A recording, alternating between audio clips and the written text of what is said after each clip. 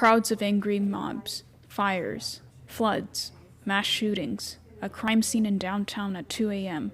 Those are some of the everyday events and places journalists have to report to, while keeping track of time in order to meet a deadline, even for some news anchors who appear on TV. And ultimately, safety becomes a big topic in the realm of journalism. Kim Stevens, a broadcast journalism instructor at Fresno State, talks about some of the harmful occurrences that have happened towards journalists. It's a mob out here, literally. They're moving our van. They're pushing it. We cannot safely do a live show. We had a van broken into in our own garage at the TV station. There was a colleague up in the Bay Area who got hit in the face. When it comes towards safety against violent weather conditions, it's essential for journalists to come prepared with the proper equipment and gear, even if they think they won't use any of it at all. You can't go up and do a snow story without chains. You can't go up and do a snow story in your high heels. You never know when you are going to be stuck out somewhere for a really, really long time. I always brought food with me and water because there were times I got stuck out in the Mojave Desert with a photographer covering something with nothing around us. And I spoke with Jim Bourne, who is a Fresno State professor in the journalism department and has had 48 years of experience in journalism.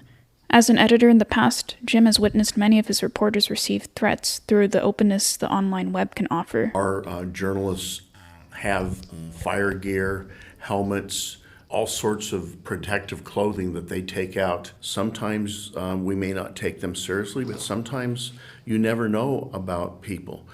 When I was the editor of the New Fresno Bee, my journalists were harassed all the time for whatever they wrote, and some of the threats were very serious. Sometimes they were so serious we reported them in the story that our journalists had been threatened by.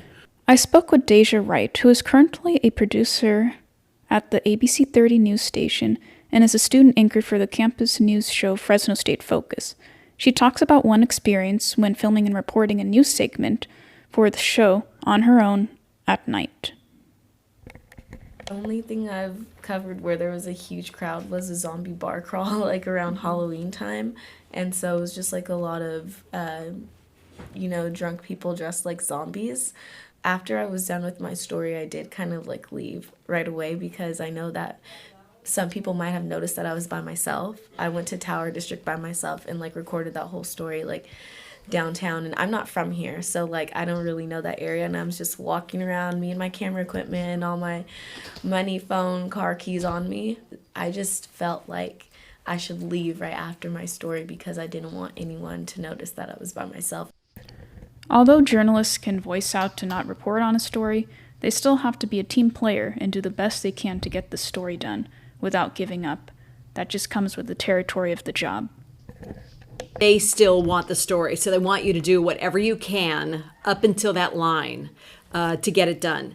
And they're not there. You're there. You got to be the can-do, not the can't-do person. So find another way, still come up with your story on those situations. Kim talks about a time a reporter in Michigan had to be cautious and think effectively when reporting at a crime scene around 3 a.m. And then they started getting interviews, and then all of a sudden they turned around and realized the police were gone. And it became unsafe, very obviously, to them. So they packed up, did nothing else but packed up and left. Even though going out to get stories can be scary for some journalists, fear should be tossed aside and replaced with being alert and aware of one's surroundings. Yeah, we always want to be safe, but like, I don't think that we should always think someone's after us or someone's out to get us.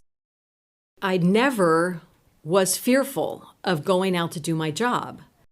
There is always also the possibility of not just bystanders or protesters journalists worry about as unsafe company to be around, but sometimes fellow co-workers behind the scenes who also are reporters themselves can create unsafe situations. Told the bosses I still had to work with him almost alone on the weekends. He was in a different department, but still in the building. And I truly feared for my life. He came and found me here on campus. And because I was staying a little late after class to grade, and he was walking the halls, I know, looking for me. Knocked on the door, And somehow that spidey sense came up. And I twisted around, locked the door, and closed it. Somehow I twisted around him. I have no idea how I was able to do it. I'm running late for something, sorry. And I ran to my car. And I went straight to the police station. Many people might not favor the media, but someone has to deliver the news. Many consumers of the news might not be aware about the stressful situations journalists endure in order to get the latest scoop. I think when I first started, I didn't realize potential that people would get angry at you simply because of something you write or report.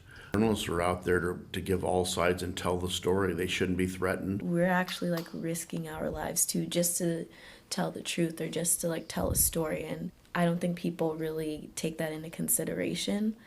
Be a journalist and tell the truth, and people want to come in to your place of work and harm you. So that's really scary.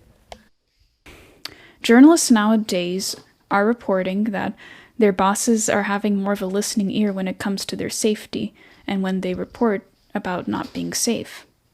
Bosses are more aware and more understanding when a crew will say, I'm not safe. And if you are going into an unsafe area, you need to work with your editors and producers to make sure that they understand the risks that are involved when you go out there. And so you have a good plan together. Overall, it's important for every journalist to use their intuition when it comes to certain situations where they feel uncomfortable or unsafe when reporting or doing projects on the job. So I think it's just really reading the situation and making sure you're comfortable in it. I think aware is a better mindset to have. The journalist's safety comes first before the story. So we always want them to get the story and do it well, but we want them to be safe, and that's always the first thing. Sabrina Kumar, Fresno State Focus, Radio Edition.